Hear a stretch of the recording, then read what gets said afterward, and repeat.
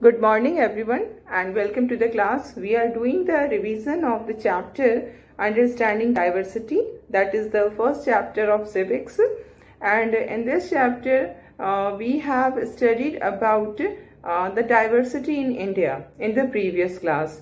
Our country is full of diversity, people belonging to different religion, different culture, different language are living together in this country. And in the previous chapter we have also tried to understand the reason behind this diversity. We have seen that there is intermixing of the culture. Many times what happens, people travel from one place to another and they used to settle down in the new place, and when they settle down in the new place, what happens, there is intermixing of the culture. The culture which they have brought with them, that is the original culture of the people who are coming from outside, and the culture of that place, इन दोनों का mixing हो जाता है, and in this way a new culture emerge. तो इस तरह से diversity जो है वो हमारी बढ़ी. This is the one of the most important reason for diversity. Other than this, there are some historical and geographical reasons also for the diversity in the country. We see that geographical factors are very much important for whatever practices and traditions are followed in a particular region. That is because of the geographical factor. And in this regard, we have started our discussion about how diverse situations are there in a region which is mountainous and in a region which is a coastal place. So we have started the comparison of two places of India, that is, one is Ladakh and the another is Kerala. So we will see how geography and also history affects the life in these places. The history and geography, the factors, the historical factors and the geographical factors are responsible for a particular form of life, a particular type of life which is existing at these places. And we have seen, we have started our discussion regarding Ladakh. We know Ladakh is at present, last year some changes occurred in the states, in the organization of states of our country, and now Ladakh is a union territory. Previously it was a part of Jammu and Kashmir, but now it's a part of, it's a union territory. And we have also seen it's a cold desert. यहाँ पर ये desert है, but in this desert there is no sand, there is snow, and it's a dry region, very less rainfall is there, and this cold desert is completely unsuitable for agriculture. Okay, and this region is covered with snow for a larger part of the year, so it is not possible to do farming in this place. So we see people face different types of problems in this region, like they have the problem of drinking water. Scarcity of drinking water is also there because of less rainfall, and for drinking water they have to depend on melting of the snow during the summer months. So in this region, what people do in order to earn their livelihood, we know the agriculture is not possible, farming is not possible. So what people do, they rear cattle for the purpose of earning livelihood. Or cattle में, which cattle they used to rear? The most important cattle which is reared by the people of Ladakh is sheep and goat. And goats of this region is very special because from goats a very special type of wool is derived, and that wool is known as Pashmina wool. है ना, we have discussed this in the previous class. और ये जो पश्मीना वूल होता है उससे क्या होता है, पश्मीना शॉल बनता है, and this shawl is very costly because इससे बहुत ज़्यादा गर्मी मिलती है. It is very useful for colder period. जब बहुत ज़्यादा ठंडक होती है तो पश्मीना शॉल हमारे लिए बहुत बेनिफिशियल होता है, और इसलिए इसका कॉस्ट बहुत ज़्यादा होता है क्योंकि इसकी क्वालिटी बहुत अच्छी होती है. एंड we see कि the people of Ladakh are very much dependent on this pashmina wool and pashmina shawl. People used to collect the wool of the goats, and then after collecting the wool they sell this to traders, and the traders who come from Kashmir. और फिर क्या होता है, traders come from Kashmir, they purchase the pashmina wool from the people of Ladakh, and then this pashmina shawl is woven in Kashmir. ठीक है, यहाँ पर पश्मीना वुल जो है वो तो लद्दाख में मिलता है, ट्रेडर उसको लद्दाखी लोगों से परचेज करके उसको ले जाते हैं कहाँ, कश्मीर, और वहां पे उसकी वीविंग होती है, पश्मीना शॉल बनता है. ओके, तो ये this is about the livelihood, what people do in order to earn their livelihood. They rear animals like sheep and goat, and pashmina wool, which is derived from goat, it's a very important source of livelihood for people. And now we will see what are the eating habits of people of that region. People usually eat milk and milk products like cheese, butter. जो भी milk से produce होते हैं वो खाते हैं, लोगों का चीफ staple food होता है, and meat. Okay, meat and milk produces. Because we know कि farming यहाँ पर नहीं हो रही है, तो people will not be able to get grains and cereals and all. So their chief staple food is meat, क्योंकि animals को rear किया जाता है तो meat वहाँ पर available होगा, and milk भी वहाँ पर available होगा, क्योंकि goats and sheep are reared. तो उनसे जो मिल्क होगा उसको वो उससे कई तरह की चीजें लाइक चीज बनाते हैं, बटर बनाते हैं, and they use these things for their अपने खाने के लिए इन चीजों को वो यूज करते हैं. ओके, और यहाँ की जो हर फैमिली है लद्दाख की, उसके पास कुछ गोट्स होते हैं, काउस होते हैं और डिजोज होते हैं, which are called yak cows. Okay, वहाँ के डिफरेंट टाइप ऑफ काउस होते हैं जिसको हम याक काउस कह रहे हैं. तो हर फैमिली जो है वो एनिमल की रियरिंग करती है, because that is the chief source of livelihood for the people. ठीक है, जैसे अगर हम नॉर्थ इंडिया के अदर, जैसे हम यूपी में हैं, यूपी के विलेजेस में अगर हम जाएंगे तो वहां पर जो चीफ एक्टिविटी है लोगों का वो दैट इज फार्मिंग. तो अगर हम लद्दाख जाएंगे तो वहां पर जो चीफ इकोनॉमिक एक्टिविटी है लोगों का that is rearing of the animals. Okay, और लद्दाख जो है वहां पर ट्रेडर्स जो हैं वो बहुत ज्यादा ट्रेडर्स का आना जाना है, क्योंकि ये एक बहुत ही अच्छा ट्रेड रूट माना जाता है. एंशिएंट टाइम में भी ये ट्रेडिंग के पर्पज से जो ट्रेडर्स थे वो इसको यूज करते थे, क्योंकि यहाँ पर क्या हम देखते हैं कि बहुत सारे पासेस हैं. पासेस क्या होते हैं, जैसे जो माउंटेनियस रीजन होते हैं उनमें क्या होता है, लाइक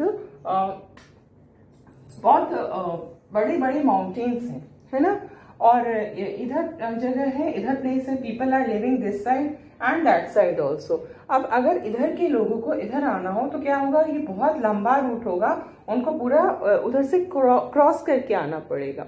बट सपोज करो अगर ये जो माउंटेन्स हमें दिख रहे हैं इनके बीच में पासेस हो, जो कि पासेस बहुत ही नैरो होते हैं, बहुत इसको हम ये नहीं कहेंगे कि बहुत इजीली अवेलेबल पासेस होते हैं. ये पासेस जो होते हैं माउंटेन्स के बीच में बहुत ही नैरो पैसेस होते हैं, but they are very important route for traders. जैसे कि अगर पासेस हैं तो क्या होगा, instead of travelling such a long distance, people can reach this place using the passes, है ना.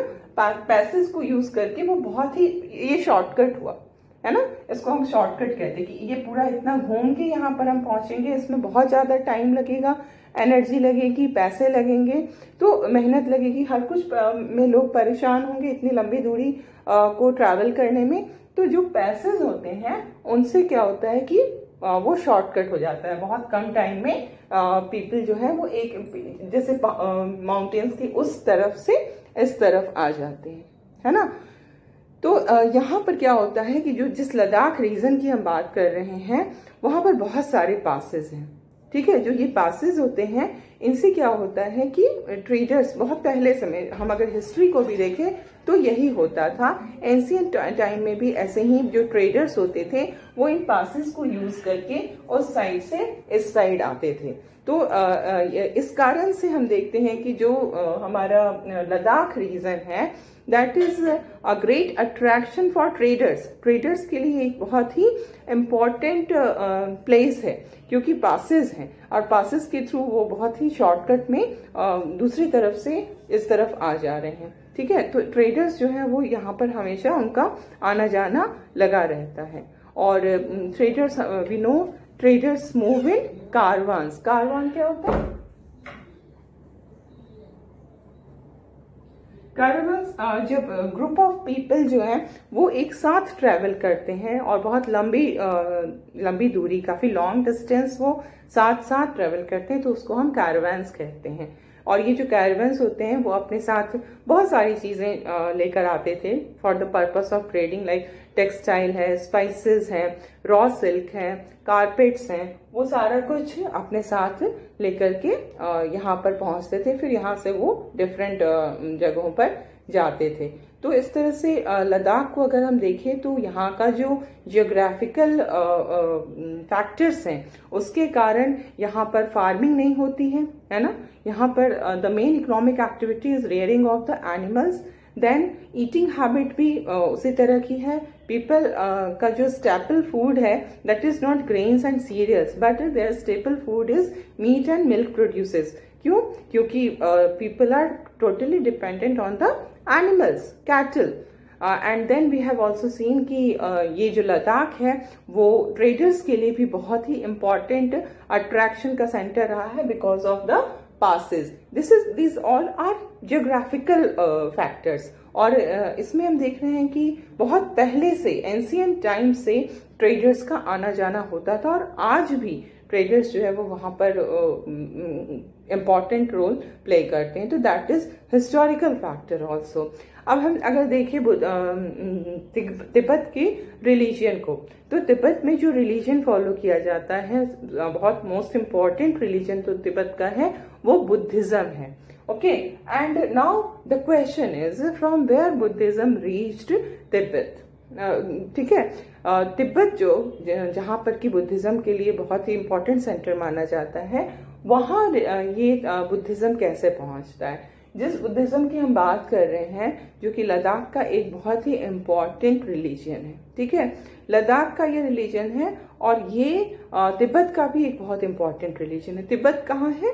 तिब्बत जो है वो at present it is a part of China, ठीक है। और इसको लेकर कंट्रोवर्सी है, we will not discuss all those things. हाँ, तिब्बत बस समझ लो कि इधर लद्दाख है और उधर हमारा तिब्बत हो जाता है जो कि चाइना में पड़ता है, ठीक है। तो हम देख रहे हैं कि तिब्बत और Ladakh, Tibet and Ladakh both are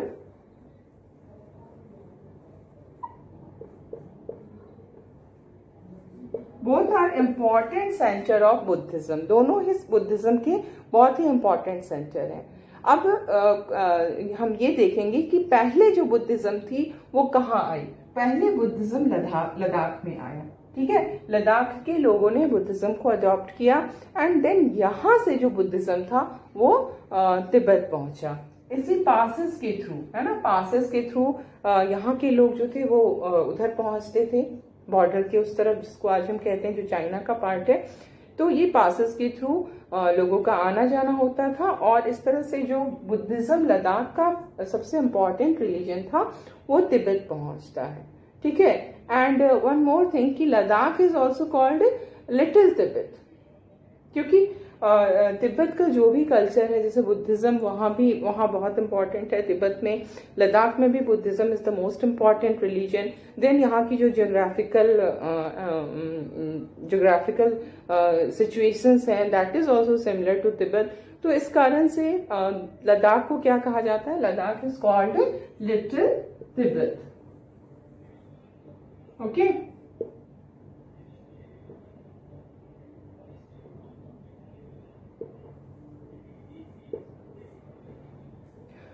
So there is a very strong bonding between Tibet and Ladakh, and we see that not only Buddhism but Islam is also one of the important religion of Ladakh, and in this reason Islam was introduced more than 400 years ago.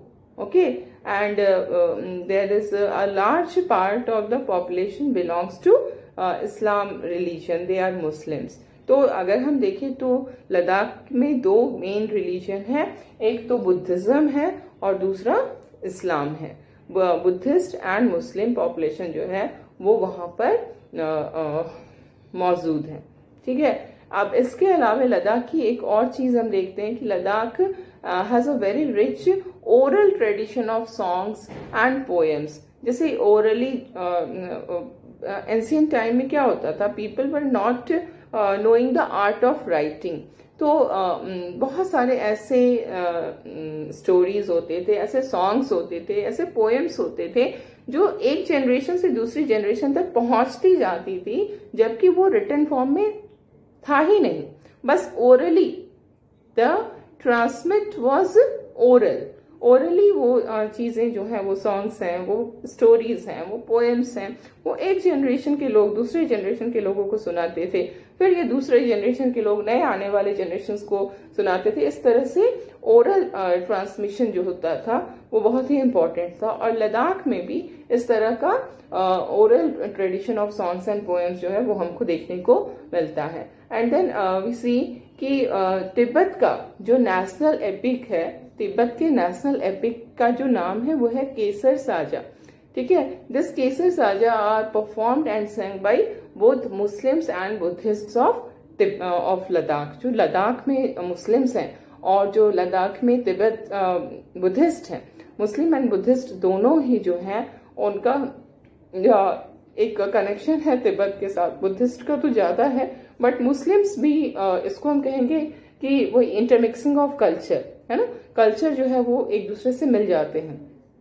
तो Muslims and Buddhist ये दोनों जो हैं वो तिब्बत की national epic जिसका नाम केसर साजा है उसको वो परफॉर्म करते हैं और गाते हैं, जो कि यहाँ का एक बहुत ही इम्पोर्टेंट ट्रेडिशन है. तो हमने लद्दाख के बारे में ये सब कुछ देखा कि किस तरह से लद्दाख जो है वहां पर कैसी लाइफ है, और जो भी whatever life we are seeing in Ladakh that is determined by geographical as well as historical factor. तो हमारी लाइफ जो होती है वो हमारे सराउंडिंग्स पे बहुत ज्यादा डिपेंड करती है एंड हमारे बैकग्राउंड पे. Surroundings is about geography and background is about history. So both these factors are important in determining the life of people at a particular place. Okay, and now we will consider about Kerala.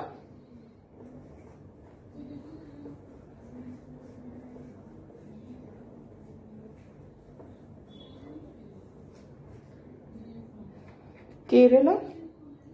We know Kerala is one of the important states of India, है ना, which lies in the southwest corner of India. अगर India का map हम यहाँ पर देखेंगे तो ये जो सबसे किनारे में साउथ वेस्ट पोर्शन हमारा है ये केरल है ना. This portion is known as Kerala, और ये डायरेक्शन क्या है, साउथ वेस्ट है ना. This is called south west direction. तो यहाँ पर ये एक बहुत ही इम्पोर्टेंट छोटा स्टेट है. The size of Kerala, the area of Kerala is very small, but it's a very important state of our country. And we see this is a coastal state. पूरा का पूरा जो स्टेट है वो कोस्टल है, क्योंकि ये समुद्र के किनारे पड़ता है ना. एक साइड में इसके समुद्र है, और अगर हम उसके केरल के ईस्टर्न साइड, केरल के वेस्टर्न साइड में सी है ना, अरेबियन सी. और अगर केरल के ईस्टर्न साइड में देखें इस तरफ में क्या है, इस तरफ में पूरे वो वेस्टर्न घाट जो हम लोगों ने ज्योग्राफी में पढ़ा था ना, कि इंडिया का जो डिफरेंट फिजिकल फीचर्स है उसमें एक one of the most important feature is western Ghat. जो वेस्टर्न घाट हमको इधर देखने को मिलता है वो केरल का ईस्टर्न साइड फॉर्म करता है। ठीक है, तो इस तरह से केरल के एक साइड में सी है और दूसरे साइड में माउंटेन्स है। ओके, और केरल जो है वो बहुत ज़्यादा फेमस है। Kerala is very much famous for spices, जैसे पेपर हैं, क्लॉव्स हैं, कार्डामॉम्स हैं। ये जो हैं इनके ग्रोथ के लिए सबसे ज़्यादा जो सूटेबल एटमॉस्फेयर मिलता है वो केरल में मिलता है, और इसलिए केरल में इनकी प्रोडक्शन होती है। स्पाइसेस जो हम बात कर रहे हैं, पेपर्स की, देन कार्डामॉम एंड क्लोव्स, ये सारे वहाँ पे इनकी फार्मिंग होती है हिल्स पे।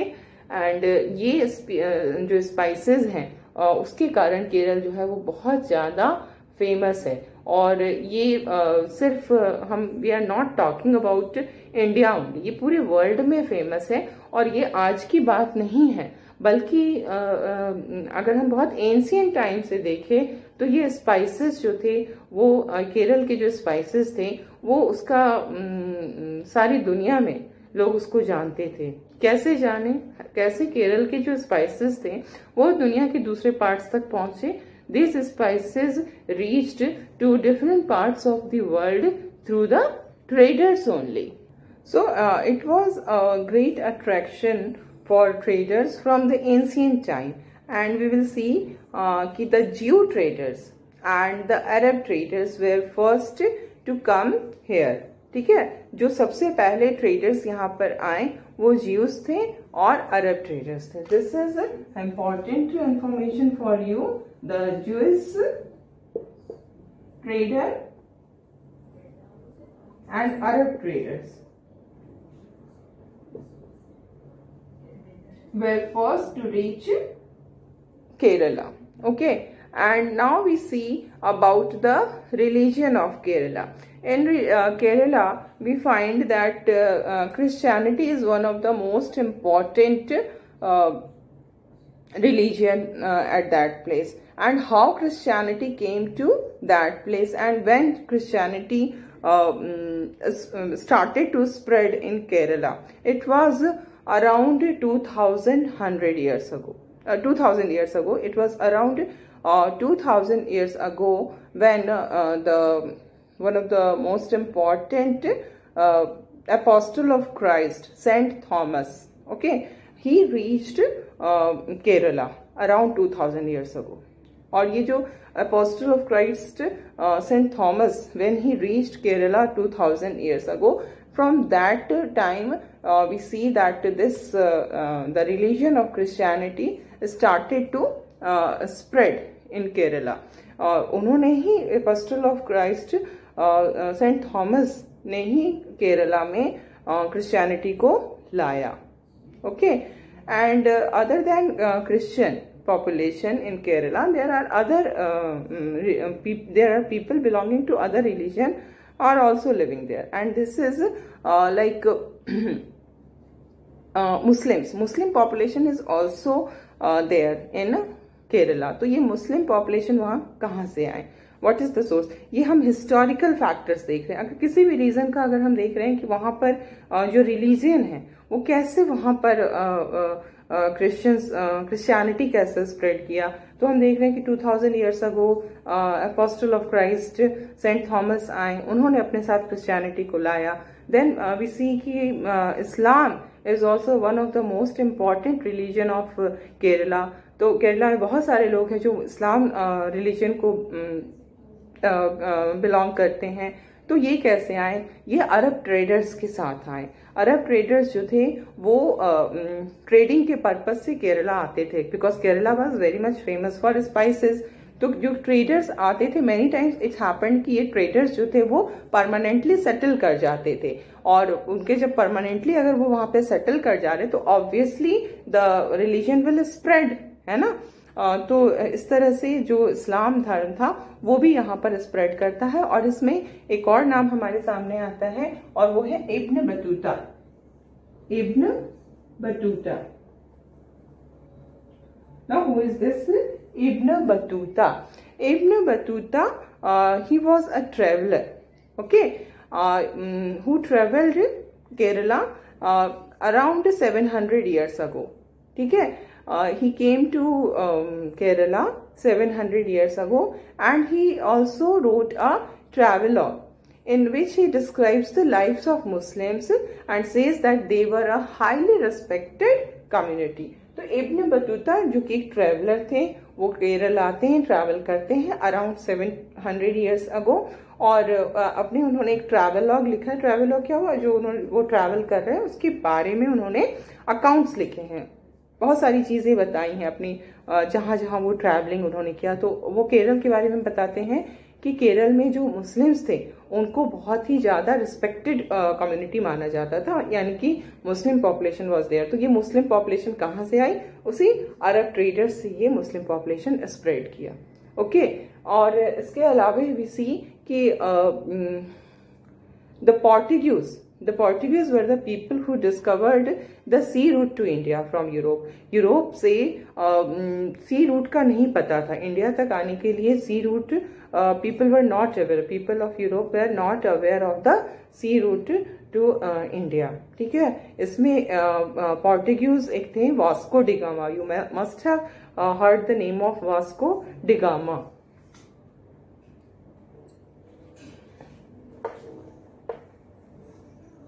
Vasco da Gama. He was a Portuguese, and he was the person who found the sea route to India.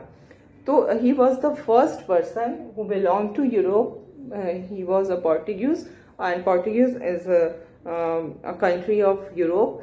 So he was the first person who belonged to Europe, and he found this sea route to India. तो जो Portuguese थे वो सबसे पहले कहाँ पहुंचे, यही केरल की कालीकट जो जगह थी वहां पर सबसे पहले वास्को डी गामा जो थे वो पहुंचे और इंडिया के बारे में उन्हें पता चला. तो इस तरह से हम देख रहे हैं कि अगर बहुत सारे हिस्टोरिकल फैक्टर्स वहां पर काम कर रहे हैं. क्रिश्चियनिटी आ रही है थ्रू अपोस्टल ऑफ क्राइस्ट के थ्रू, then we see कि Islam also spread there through the Arab traders, and then we see कि Portuguese were the first one to reach Kerala from Europe. तो इस तरह से ये these are the historical factors. Okay, and now we will see कि केरला में people जो है वो डिफरेंट रिलीजन को बिलोंग कर रहे हैं, Islam, Christianity, Buddhism, Hinduism, Judaism. Okay, and now we will also see that in Kerala, Chinese influence is also there, and this Chinese influence can be seen from the fishing net, because Kerala is a coastal area, है ना, वो coastal place है. तो वहां पर क्या होता है कि फिशिंग जो है वो एक बहुत ही इम्पॉर्टेंट इकोनॉमिक एक्टिविटी है. People's life is very much dependent on fishing. वो फिशिंग करते हैं और वो उनकी लाइवलीहुड का एक बहुत बड़ा सोर्स होता है. ठीक है, तो फिशिंग के लिए क्या चीज की जरूरत होती है? For the purpose of fishing the person will require net, है ना, जिससे कि वो फिश को पकड़ सके. तो फिशिंग नेट जो यहाँ पर यूज किया जाता है वो कैसा दिखता है? वो चाइनीज फिशिंग नेट की तरह दिखता है, और उसका जो नाम भी है वो क्या नाम है? उस नेट का नाम है चीना वाला. तो इट्स वी कैन अंडरस्टैंड ये चीना जो है वो किसके लिए आ रहा है? दिस चीना इज फॉर चाइना. तो वो जो फिशिंग नेट वहां पर यूज हो रहा है वो originally that fishing net belongs to China. That is why it's name is चीना वाला. गॉट इट, है ना? तो इसको चीना वाला नेट कह रहे हैं.